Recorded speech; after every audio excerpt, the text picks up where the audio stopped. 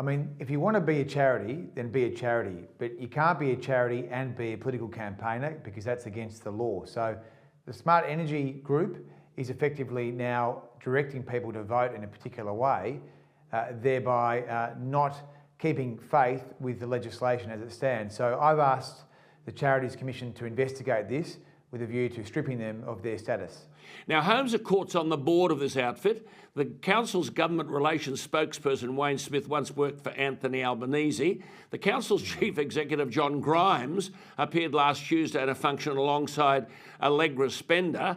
And then, of course, we had this exercise in Brisbane. The same Wayne Smith presented a Greens event in the seat of Ryan. And following the Greens policy announcement that there should be grants for home and business owners to switch from gas to electricity, Grimes, the Smart Energy Council CEO, said he was pleased to have joined the Greens leader Adam Bant for the launch, and he praised other Greens initiatives. So has anyone responded to your concerns?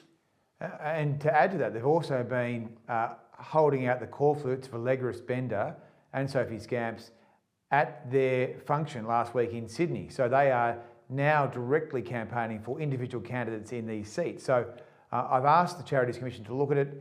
I'll be chasing them down because it's really important that charities don't become campaigners. I mean, if people want to be a campaigner, but don't use your deductible gift recipient status. But that's not even the point though, is it, Andrew? I mean, under the Act, this behaviour is forbidden. It's unlawful. Unlawful. So you're calling for the charities regulator to investigate whether this outfit, the Smart Energy Council, linked to Holmes at Court, should be deregistered for what you've called, quote, clear, direct and repeated breaches of laws forbidding charities to promote political parties. I mean, it's pretty obvious, isn't it? It is pretty obvious, but it's been notoriously hard to get the charities regulator to strip any organisation of their gift recipient status.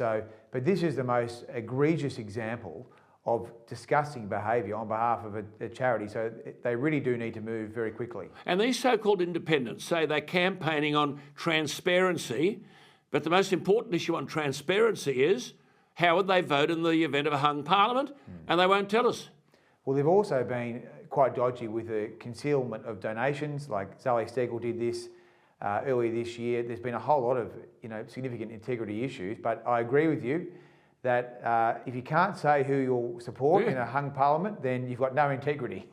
Well, I mean, if an independent candidate running for the seat of Kooyong, the seat of the Liberal Party founder Robert Menzies, were to say she'd be voting for the ALP, her campaign would end there and then. That's why they're being dishonest about all this, surely. Well, I mean, they've got a threadbare policy agenda and they won't say who they'll support. So it's a huge risk to the country.